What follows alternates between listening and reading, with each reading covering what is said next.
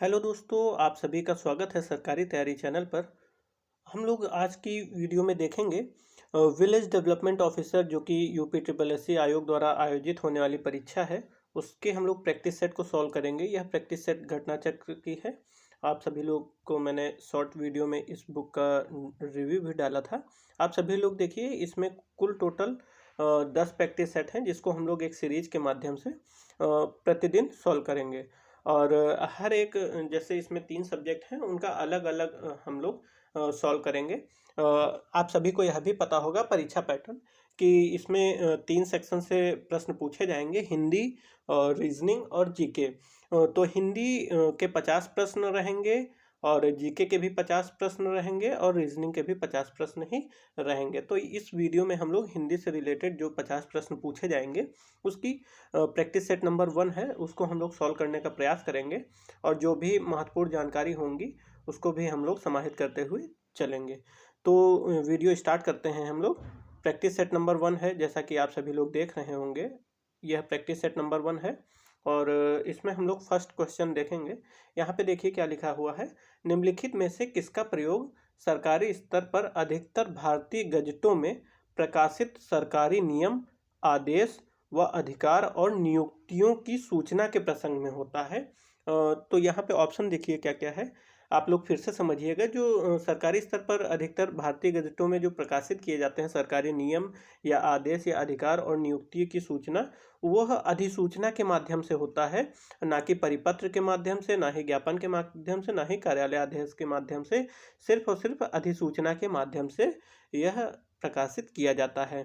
ठीक, तो इस प्रकार इसका हम लोग का आंसर हो गया answer number B, option number B. ठीक, अब हम लोग दूसरा क्वेश्चन देखते हैं। दूसरा क्वेश्चन है, पृथ्वीराज रासो हिंदी साहित्य में किस काल में लिखा गया? हिंदी साहित्य के किस काल में लिखा गया? तो पृथ्वीराज रासो जो है हिंदी साहित्य के आदिकाल में लिखा गया। किसमें लिखा गया? आदिकाल में लिखा गया। और पृथ्वीराज रासो के लेखक कौन थे? तो इसके लेखक थे या रचनाकार थे चंदबर दाई। एक मिनट, चंदबर दाई। ठीक, चंदबर दाई थे। ठीक है, तो यहाँ पे option number A is the right answer हो जाएगा। क्वेश्चन नंबर 3 क्या कह रहा है? गौ शब्द का वचन पहचानिए। गौ जिसका मतलब होता है गाय, तो गाय क्या है? गाय एक वचन है ना, इसलिए एक वचन। और इसका यदि बहुवचन पूछा जाता तो क्या हो जाता? गौएं, गौएं हो जाता। ठीक है, इसका बहुवचन हो जाता गौएं। ठीक, तो ये हो गया इसका ऑप्शन नंबर बी।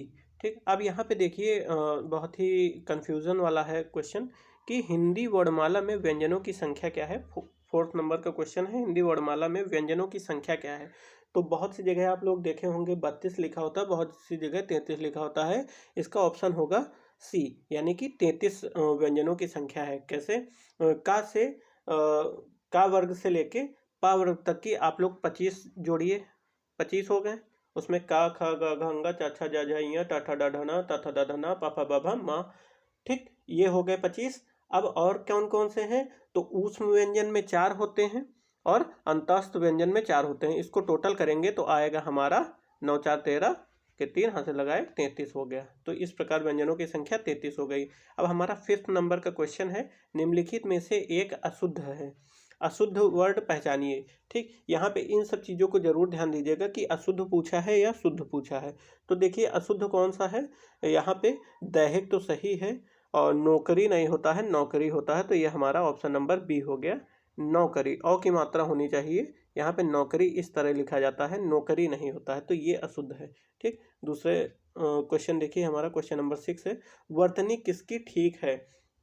तो रचयिता नहीं होता है, रचयिता होता है, जो कि हमारा ऑप्शन नंबर सी है, रचयिता। ठीक, 7th क्वेश्चन है, गायक का संधि विच्छेद करिए।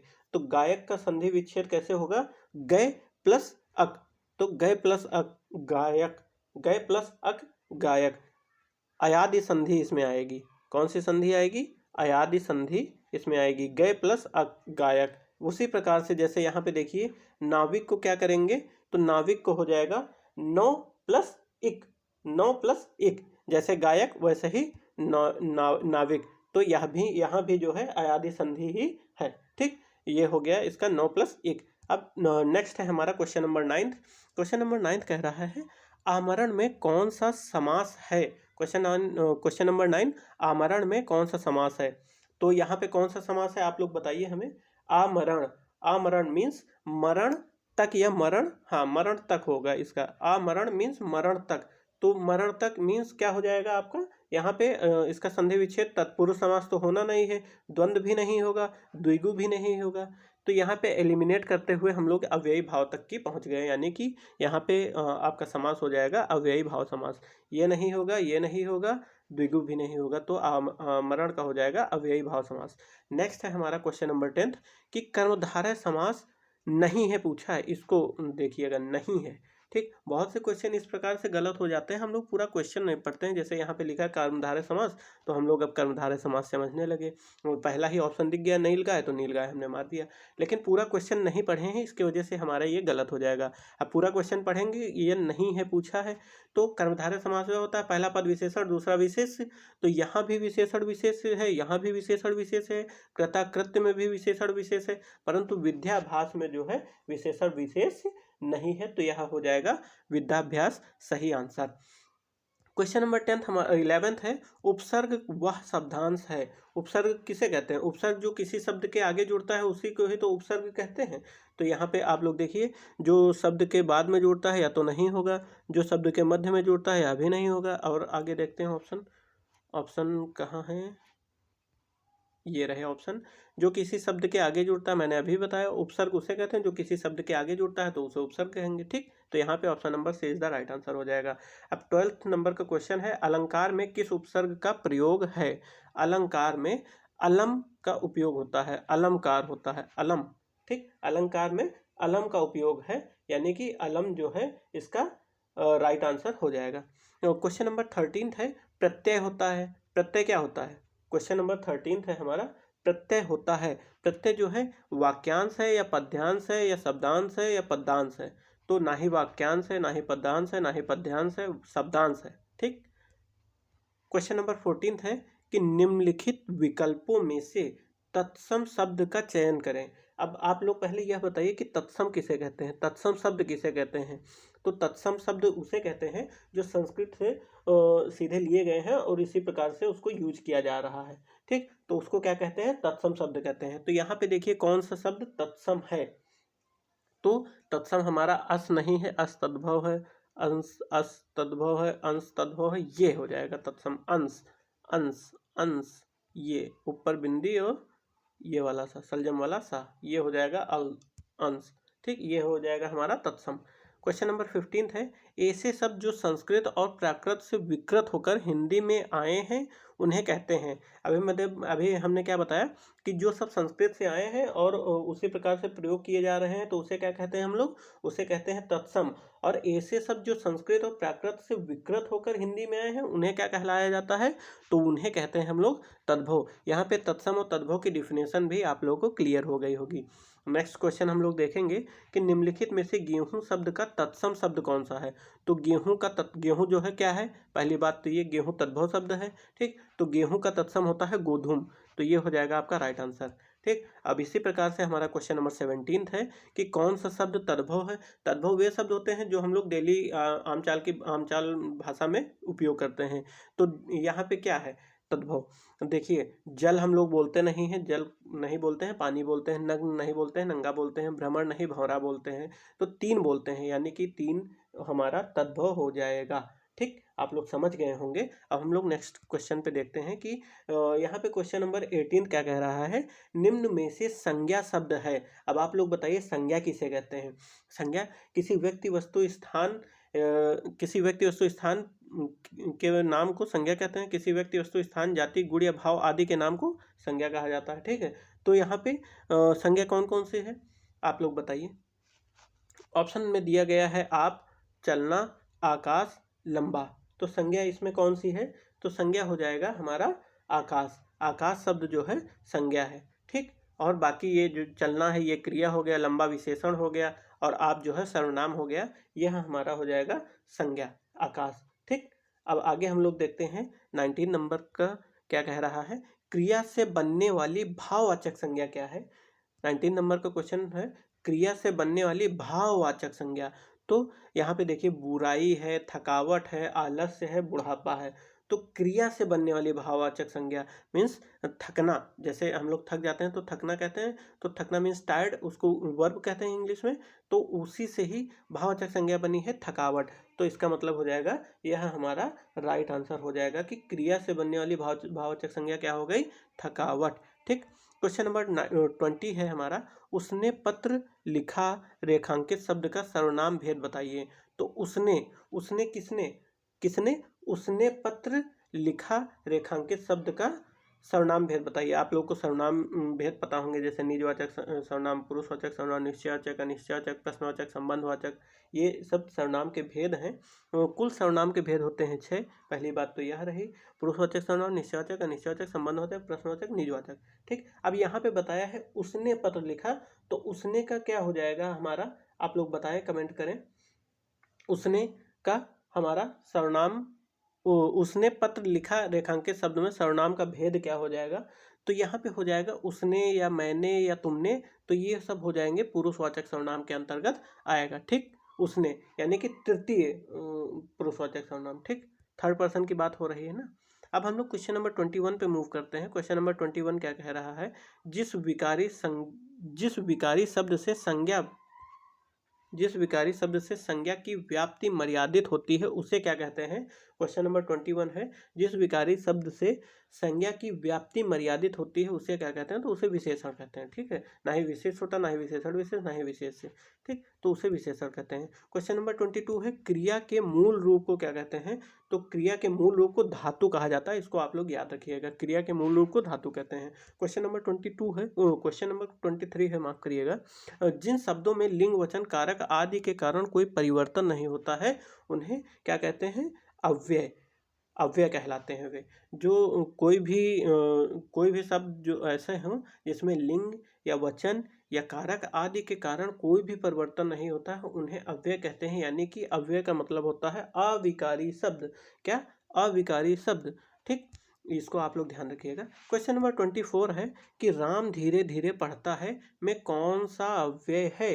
राम धीरे धीरे पढ़ता है में कौन सा अव्यय है, बताएं आप लोग हमें। राम धीरे धीरे पढ़ता है में कौन सा अव्यय है। संबंध बोधक अव्यय या क्रिया विशेषण अव्यय या समुच्चय बोधक अव्यय या विस्मयादि बोधक अव्यय। राम धीरे धीरे पढ़ता है में कौन सा है, तो यहाँ हो जाएगा क्रिया विशेषण अव्यय। धीरे धीरे मीन्स क्रिया है, और क्रिया की विशेषता जो बताता है उसे क्या कहते हैं, क्रिया विशेषण। ठीक है, तो यह धीरे धीरे कर रहा है यानी कि यह हो जाएगा क्रिया विशेषण अव्यय। पढ़ना क्रिया होता है, और कैसे पढ़ रहा है धीरे धीरे, तो क्रिया की विशेषता बता रहा है, तो क्या कहलाएंगे, एक बार फिर से समझिए। यहाँ पे देखिए, राम धीरे धीरे पढ़ता है में कौन सा अव्यय है, तो क्रिया विशेषण अव्यय है। कैसे है, तो ये देखिए, पढ़ना क्या होता है, क्रिया होता है। कैसे पढ़ रहा है, धीरे धीरे पढ़ रहा है। तो क्रिया की जो विशेषता बताते हैं वे शब्द क्या कहलाते हैं, क्रिया विशेषण। तो ये क्रिया विशेषण हो गया। ठीक, अब हम लोग नेक्स्ट क्वेश्चन पे मूव करते हैं। क्वेश्चन नंबर 25, इनमें से अरण्य शब्द का पर्यायवाची शब्द है। अरण्य शब्द का पर्यायवाची शब्द क्या होता है, अरण्य मीन्स जंगल होता है, तो जंगल मीन्स कांतार, वन, अटवी, ये सब अरण्य के पर्यायवाची हैं। ठीक, नेक्स्ट है हमारा, कमल शब्द का पर्यायवाची शब्द कौन सा है। तो कमल का क्या होता है, तरंगणी होता है। कमल का तरंगणी होता है, सरोज होता है, तड़ाग होता है, मृगांक होता है। ये सब जो है पर्यायवाची शब्द हैं किसके, कमल के। परंतु यहाँ पे कौन सा है यह पूछा गया। एक बार फिर से क्वेश्चन समझते हैं कि कमल का पर्यायवाची शब्द निम्न में से, एक मिनट, कमल का पर्यायवाची शब्द निम्नलिखित में से कौन सा है। तो यह कमल का पर्यायवाची शब्द हो जाएगा सरोज। ठीक, कमल का पर्यायवाची शब्द हो जाएगा सरोज। और नेक्स्ट है हमारा,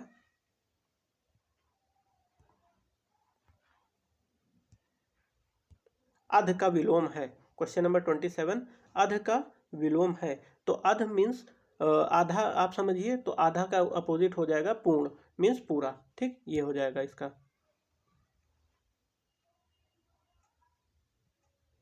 क्वेश्चन नंबर 28 है, जागृत का विलोम है।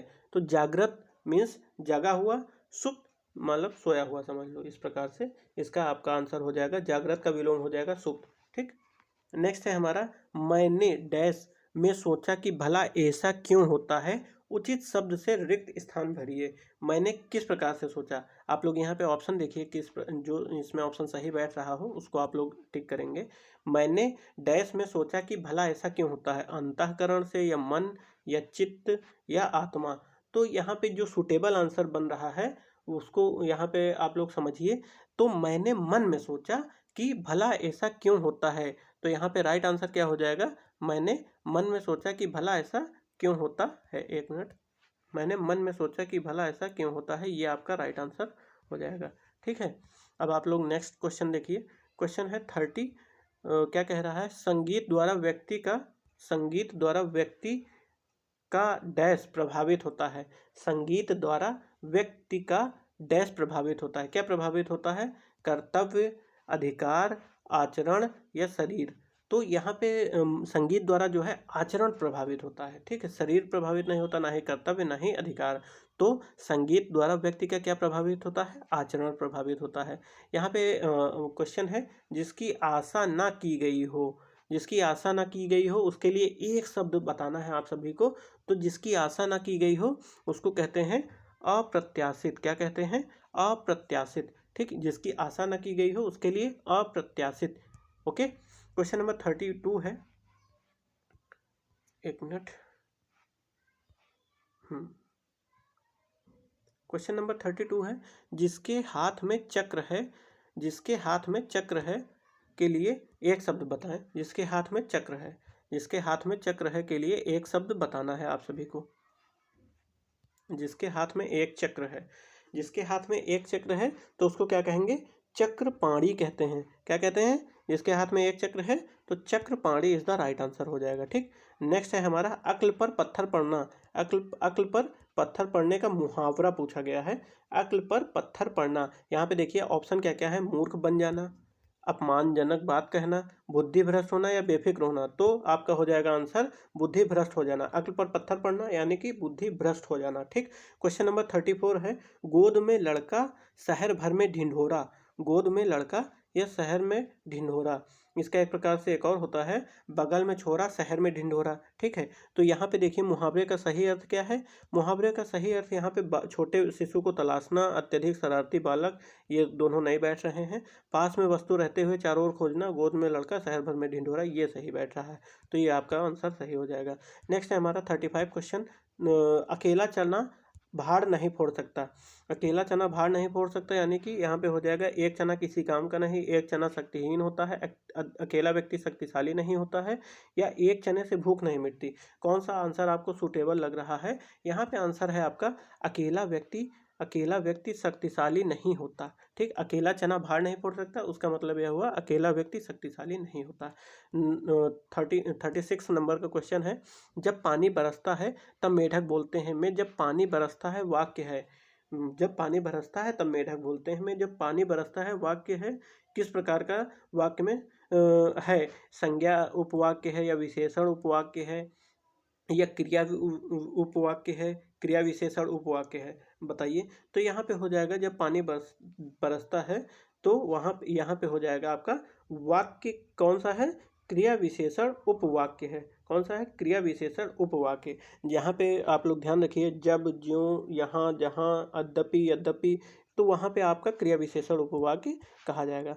अब आप लोग यहाँ पे मिश्र वाक्य का चयन करिए। मिश्र वाक्य है 37 नंबर क्वेश्चन, कि प्रातः काल होने पर चिड़िया चहचहाने लगती है, या तो सिंपल है, सुबह पहली बस पकड़कर शाम तक लौट आओ, ये भी नहीं, जो परिश्रमी है वह अवश्य सफल होगा, यह सही लग रहा है। ठीक है, जो परिश्रमी है वह अवश्य सफल होगा, यह एक मिश्र वाक्य है। क्वेश्चन नंबर 38 है, मैंने विद्यालय जाना है में अशुद्ध अंश है, तो मैंने अशुद्ध है, मैंने की जगह मुझे का प्रयोग होना चाहिए, क्या, मुझे विद्यालय जाना है। ठीक, वाच्य कितने प्रकार के होते हैं, तो वाच्य मुख्यतः 3 प्रकार के होते हैं। कौन कौन से वाच्य होते हैं, कर्मवाच्य, कृत्यवाच्य और भाववाच्य। ठीक, वाच्य 3 प्रकार के होते हैं। अब 40 नंबर का क्वेश्चन है, निम्न में से कर्ता का परसर्ग है, कर्ता ने कर्म को करण से संप्रदान के लिए अपादान से अलग होने के संबंध का की के अधिकरण में पर संबोधन है अरे हो अधिकरण में पर। इस प्रकार से यहाँ पे आपका हो जाएगा कर्ता में कर्ता परसर्ग है ने। ठीक, 41 क्वेश्चन है हमारा, हरिमोहन अपनी बहन को पुस्तक देता है। हरिमोहन अपनी बहन को पुस्तक देता है, रेखांकित पद में कौन सा कारक है? तो किसको पुस्तक देता है? बहन को देता है। तो यहाँ पे क्या हो जाएगा, पुस्तक अलग हो रही है। हरिमोहन अपनी बहन को पुस्तक देता है, कर्ता ने कर्म को करण से संप्रदान के लिए बहन को पुस्तक दे रहा है, तो यहाँ पे हो जाएगा संप्रदान। ठीक, बहन के लिए पुस्तक दे रहा है ना।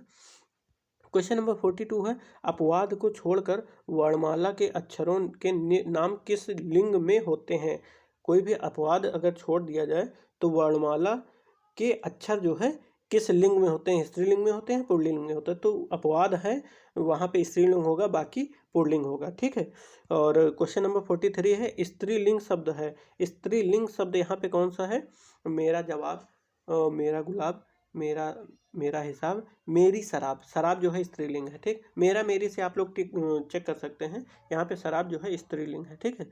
क्वेश्चन नंबर 44 है, क्रिया के उस रूपांतर को क्या कहते हैं जिससे उसके कार्य व्यापार के समय उसकी पूर्ण अथवा अपूर्ण अवस्था का बोध हो?